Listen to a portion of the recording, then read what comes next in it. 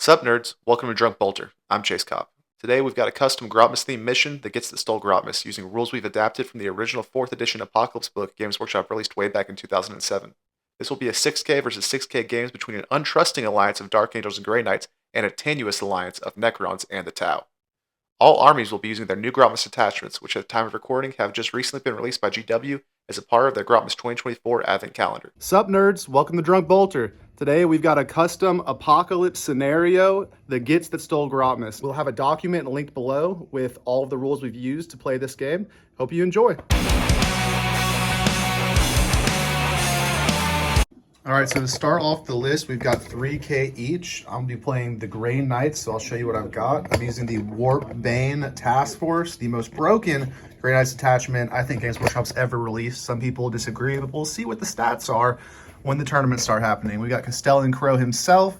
He's going to be leading one of 3 squads of 10 purifiers. One of them has 4 incinerators, one has 4 side cannons, and one has all melee. I found that with the reroll all wounds strat and the fact that they have an aura of reroll hit rolls for 125 points for 5 of them, they pretty much can't be beat, and they're one of the most efficient and ridiculous units in the game currently. Then we've got 2 units of 5 interceptors. They go fast. That's it. They're cute. We got 1 unit of strike squad to be sticky.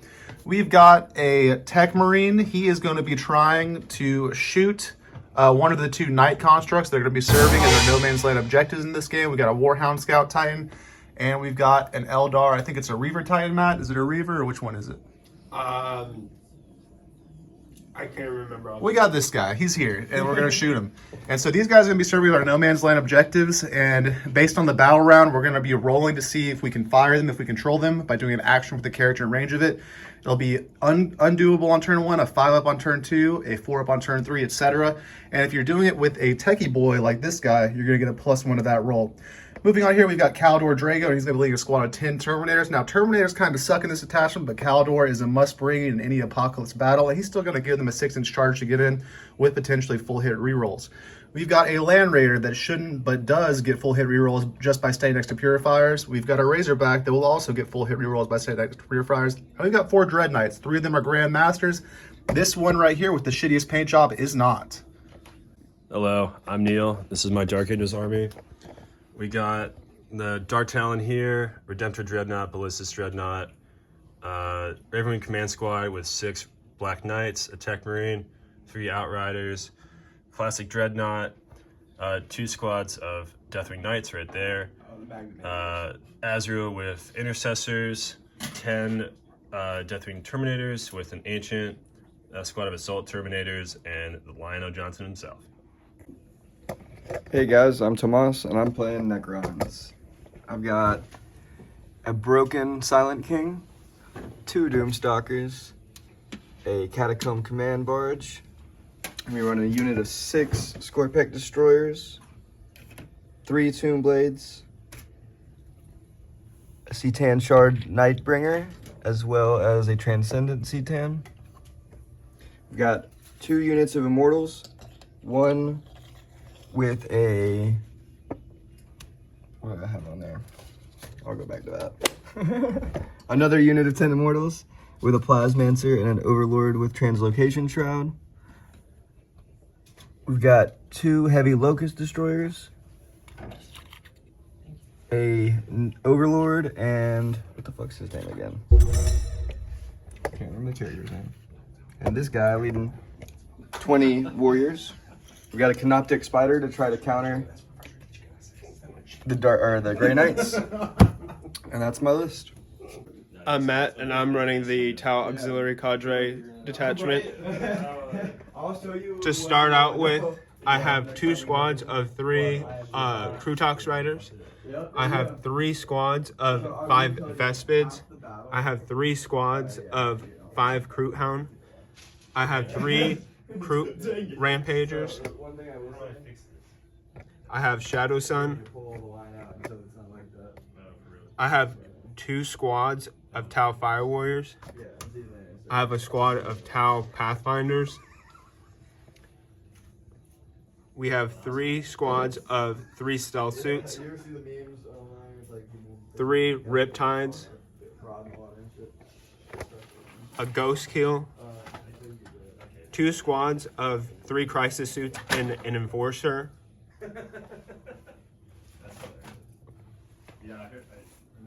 Three hammerheads, 2 with railguns, 1 with an ion cannon.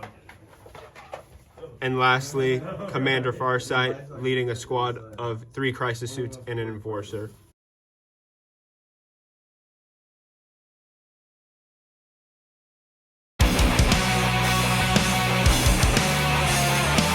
We stayed as true as possible to the original Apocalypse rules for setting up the board, objectives, win conditions, and deployments. Apocalypse games are played on much larger than normal boards and with extremely large deployment zones, encompassing the entire board except for a 12-inch no man's land along a dividing line in the middle, which is determined by rolling a scatter die in the center of the board. As in games of this size, the team that goes first has a large advantage, especially if they are a shooting army. Because of this, teams bid against each other for the lowest deployment time, and the team with the lowest bid amount of time gets to deploy first and will have the first turn. However, any units that are not fully deployed within their bid amount of time have to come in reserves instead. In Apocalypse games, teams also get to select special buffs called strategic assets, which are used by either the whole team or a specific player throughout the game. We've gone ahead and updated many of the original strategic assets from 2007 and adapted them to 10th edition for this battle report. The only thing that matters in Apocalypse games is holding objectives at the very end of the game. Teams score 1 point for each objective they hold at the end of the game, and that's it. No secondaries, and no calculating your primary score each round. We've added some rules of our own, including the Red Gobbo delivering gifts to objectives in the command phase of every turn, and the ability for character units to try to perform an action to shoot one of the 2 titans serving as our No Man's Land objectives. All of the rules we adapted from the original Apocalypse rulebook and the custom rules we designed for this game can be viewed in the document linked in the bio of this video. Feel free to check them out and use them in your own games. We were supposed to have an Orcs player and the Gobbo himself represented in this battle report. However, the Gobbo's handler called it in sick. We'll kick it over to the Gobbo himself to explain what happened. Oh, you stumpy Gits, it's me, the Red Gobbo, the cunningest and smartiest crop there ever did was. That's right, I didn't make it to the battle report. I had some bad squig stew at me own Grotmas party. The night prior, when I woke up, I was spewing nasty git sludge all up and down me own trousers. But you know what, screw 'em. I didn't want to team up with them shiny scaly boys or them fishy boys, pew.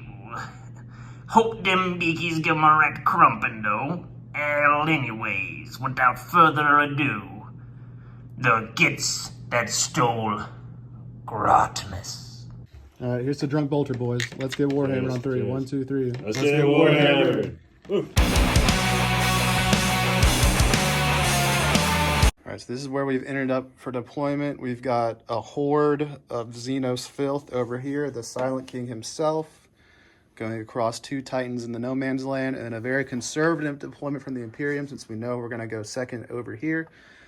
Most of the stuff is on the board. Inside of this Land Raider, we've got 10 all melee purifiers. Inside of this Razorback, we've got 5 interceptors. The Razorback is kind of giving cover to the rest of the army. It's going to get shot, but hopefully nothing else can because you can't see through it. And then for us in reserve, we've got 5 interceptors. These guys are in transports. And then we've got a Dark Talon, right? A Dark Talon, 3 Inceptors, and 1 unit of 5 Knights being led by a captain or being led by a captain. Yep. And then over here in reserves, we've got a plethora of battle suits led by Farsight himself. We got 3 units of 5 Vespids, more battle suits. The Transcendent is Satan, the Green Goblin himself. We've got is that a 20? Gobbo's here. Is that a 20? Yeah, the Green Gobbo that stole Grotmas. A 20 is that 20 brick of warriors? Yes, it is. Led by who? An Overlord And a Workin. yes, an Overlord. And then some destroyers right here. All right, and with that, we are ready to begin for turn 1. Now, the first thing we're going to do is one of the special mission rules, and we're going to roll to see what objective the Gobbo is going to give gifts to. Even though he's not here, he's here. The Green Gobbo. The Green Gobbo's here, and he's giving the gifts because the Red Gobbo took the day off. So these crew dogs have sustained hits on melee. It's not going to matter this turn, but maybe in later turns the Gobbo will bestow a more transformative gift. Now, also at the start of turn 1, we're going to reveal one of our strategic assets, Blind Barrage. And this is why Neil and I, the Imperium, wisely had 30 minutes to deploy, because we knew we had this in the bank.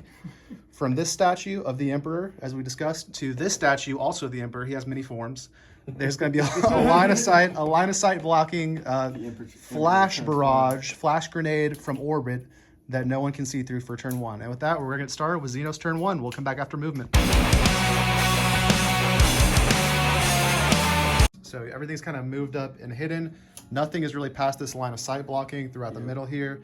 A lot of staging going on, and then hoping to get firing lanes the next turn, it looks like. And with that, we'll move on to the limited shooting phase, Xenos turn 1. So thanks to the blind barrage, the Imperium was mostly protected from Xenos shooting, although the Ancient, unwilling to bend his banner to fit into the building, did get cheesed by both the Silent King's 2 Minears and the Doomstalker and these 2 destroyers in the building. Luckily, 3 Terminators valiantly gave their lives to keep their banner flying, and the Ancient remains up, but 3 Terminators have been slayed, and 1 in this building is down to 2 wounds. I believe. And that's the end of Xenos turn 1. No charges. We're starting From where? yeah, we're starting out over here with the Imperium turn. This is what it looks like at the start of movement, and I'll show you what it looks like at the end of movement.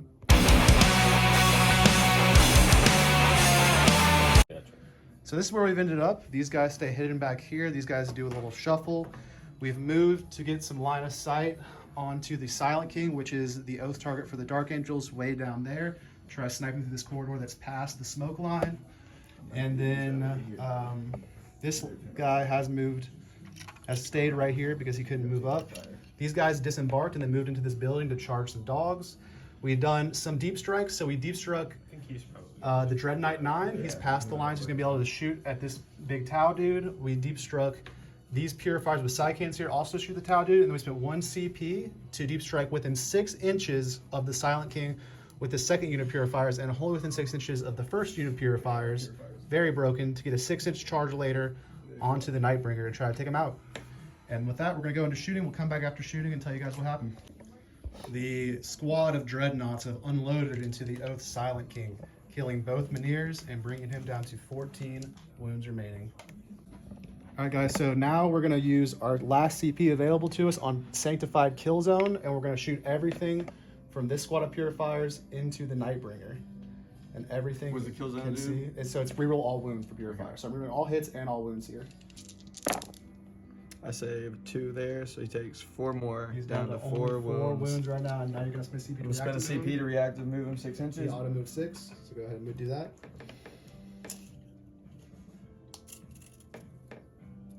So he can't make it there. He's got the back of his base has to fit. You see? Yeah.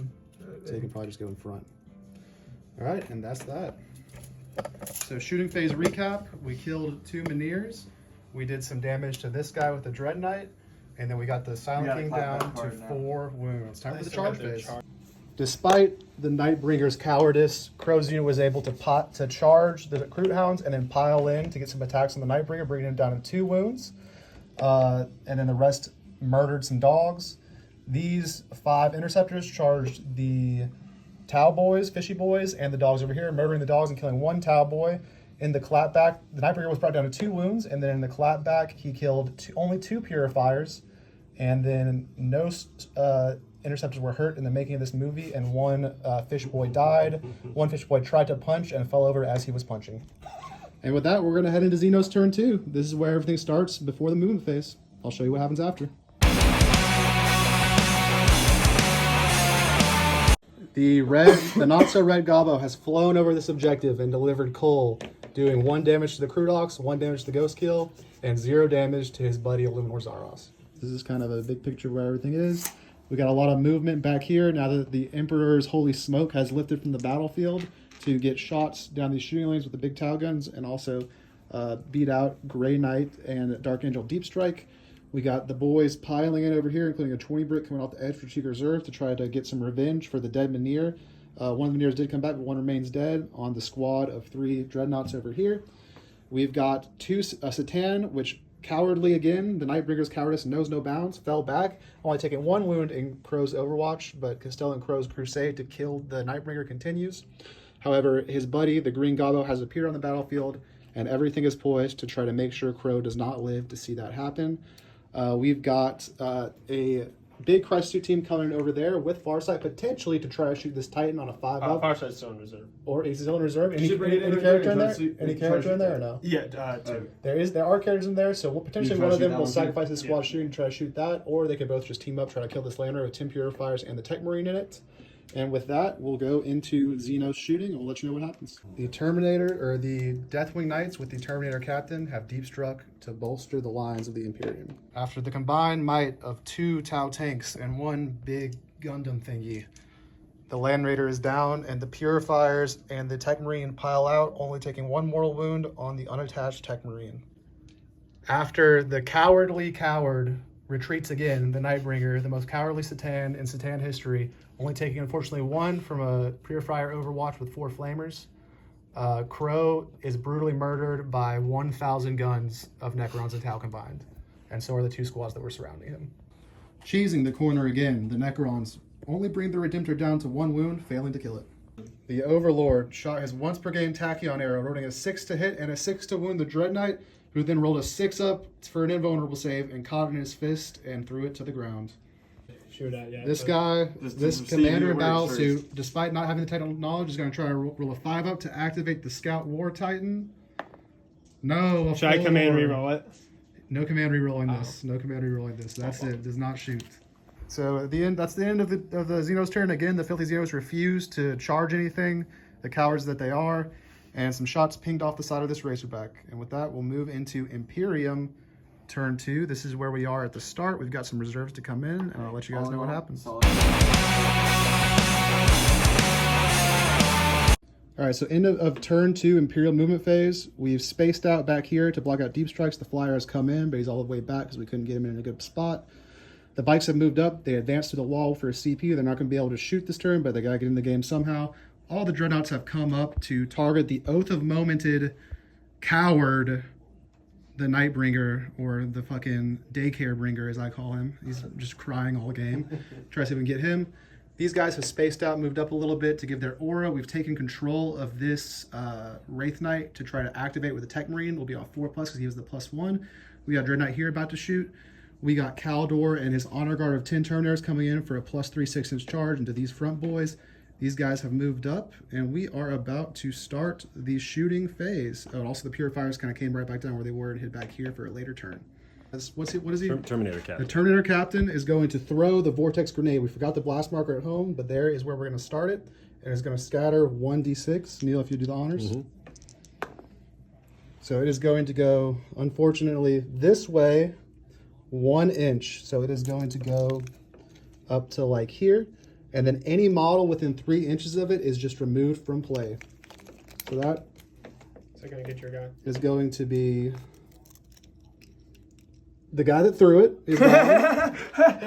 All the Vespids are gone.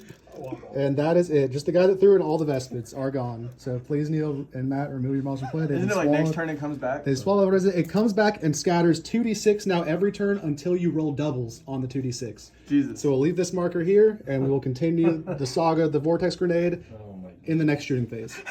The Purifiers, after support from the Dark Angels, Terminator Onslaught, and 1 Dread Knight, the 3 Battle Shock Purifiers have taken the coward out of the cradle. The coward. He does not explode. The Dread Knight, now not having to worry about the big crybaby Satan, has destroyed the 2 destroyers hiding in their hidey hole with full rerolls because this detachment is crazy. The Tech Marine, deep striking within range of this foul Xenos construct, attempts to activate it on a 4+ thanks to his technical knowledge. Oh, misses. Caldor Drago and his 10 Terminators have slaughtered the troops, and then the first squad of battle suits. They're not going to be able to pound the second squad of battle suits, but they will move closer to this objective, 3 inches. Did somebody charge me? The Dread Knight and the Purifiers have combined to kill the Vespids, and the Dread Knight, rolling a 10 on his charge roll, was then able to consolidate into the blob of Necrons, who will now swing back. The Dread Knight takes a mere 2 damage from the Overlord doing his best. And with that, that's Imperium turn 2. State of the board, the Imperium controls both Titans, although no Titan has been successfully fired yet. Next turn will be on a 4 or a 3 if you're doing it with a Techie Boy. So we're in pretty good board shape, but the Xenos have a lot of firepower to take us off everything in their next turn. We'll see what happens. And at the start of the turn, just for the sake of continuity, the Green Gobbo again gifted these 3 Rampagers sitting on this first objective with sustained hits in melee, which will not matter once again. All right, so this is the end of Xenos movement. Everyone thinks it's kind of moved up. They're not threatening to take this, but they're going to try to shoot off of it with all these Necron units.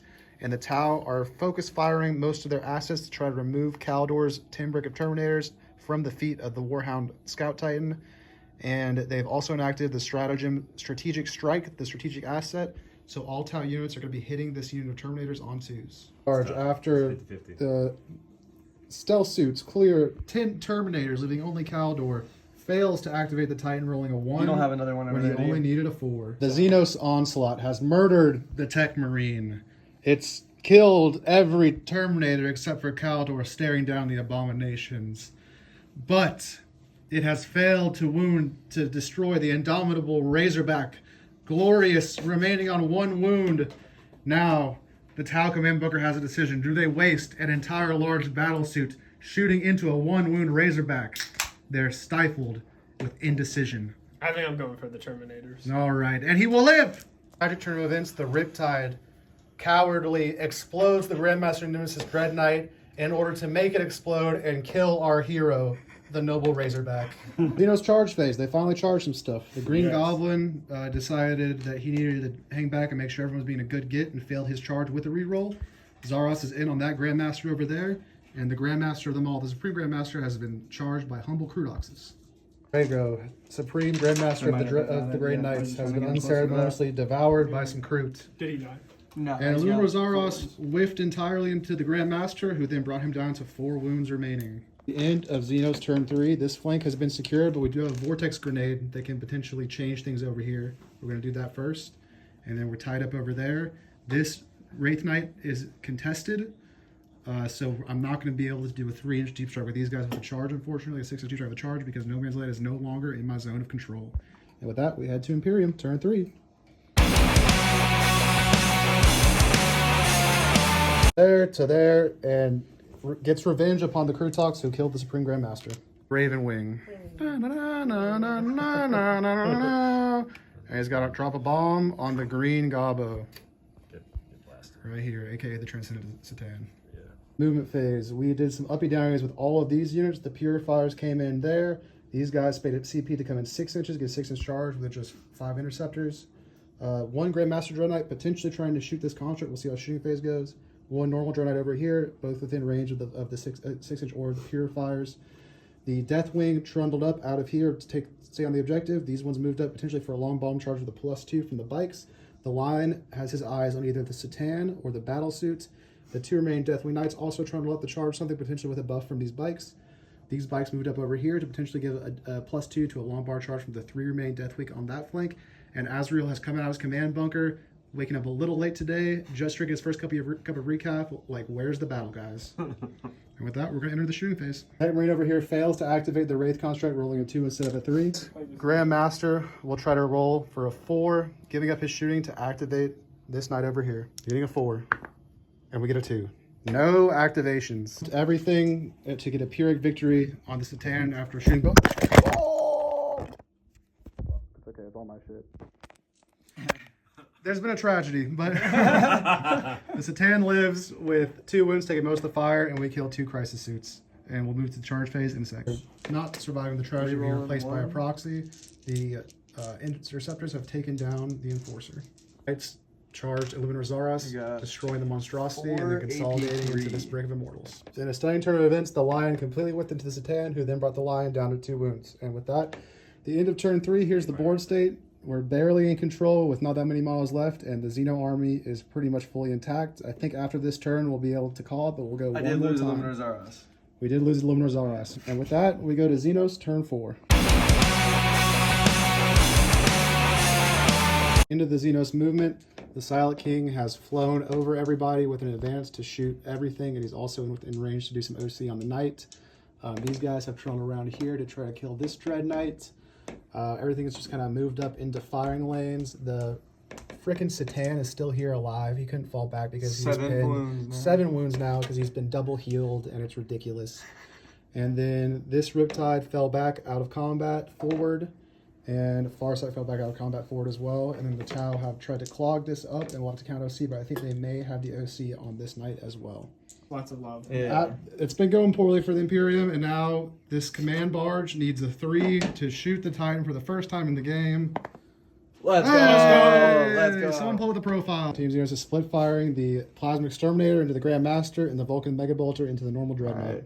So it's 2d6 plus 3 shots for the supercharged Warhound Plasma Bolt Gun. The Exterminator auto plasma cannon. Okay. Yeah. Yeah, the Warhound Plasma Blast Gun. Yeah. All right, 2d6 plus 3 for... 6, 9 shots. All right. Hitting on 3s. All right. Do I benefit from my aura? No. Oh, that's a lot of bullshit there. All right, 3 shots. Strength 10, so wounded on threes. 2, 3s. Oh, my 0 wounds! god! All right, other weapon. We got Ball the other gun weapon. into the back one. It's 20 shots. What's it hit on? 3s. So One sustained, dropped. We finally use it, and it's not gonna do shit. It's not going to do anything now. Yeah. It's not gonna do sustain one hits fucking one. damage. Sustain hits 1, so there's only 1 sustain in there. Wow. What's the Wounding on strength? strength 6. So What a fucking rule. Who came up with these fucking rules? Thank you, Game Master. All right, and this winning on 5s. So, So 2, 3, 3, AP 2. You said? AP 1 damage. Nice. 3 hip saves on a Dread Knight. I take 4 damage on this bad guy. He's Yeah, down you did to something. 9. It's the other one that we need. Shooting, there's 1 Grandmaster. There's 5 guys in a interceptor squad up there. These Terminators are alive. We got 3 bikes. We got a Tech Marine on 1 wound who's gonna have a chance to shoot this thing. And then the Scorpex have charged the bikes over here. Dies to a tank shock. At the end of everything, we're just gonna go ahead and call it. These guys are not gonna consolidate 3 inches and take over this night. We might be able to take back this night for 1 turn, but if we keep playing out, they're all gonna get shot to death. So everyone is evacuating.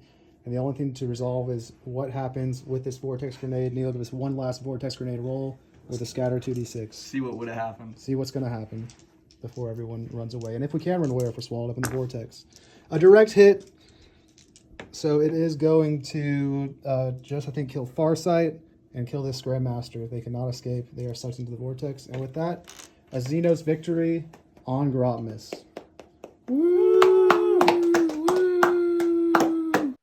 All right, guys, and that's going to do it. A Xenos victory on Grotmas. If you liked what you saw, go ahead and like and subscribe. You know, this was our first battle report, so doing an Apocalypse game was a little adventurous, but we learned a lot from watching it back, what we're going to do in future battle reports, where we'll be having, you know, fun custom missions like this. We'll definitely be playing more Apocalypse games. And we'll also have a series that's a little more serious and focused on competitive strategy, where we just play match play games with, you know, the appropriate competitive exact terrain and all that kind of stuff. So if you like either kind of battle report, you know, keep following the channel. We're also going to be releasing a competitive focused podcast, the first episode of which we will be just reviewing every Grotmas attachment and talking about, you know, is it better than the other attachments that were released? How do they stack up against each other? Stuff like that.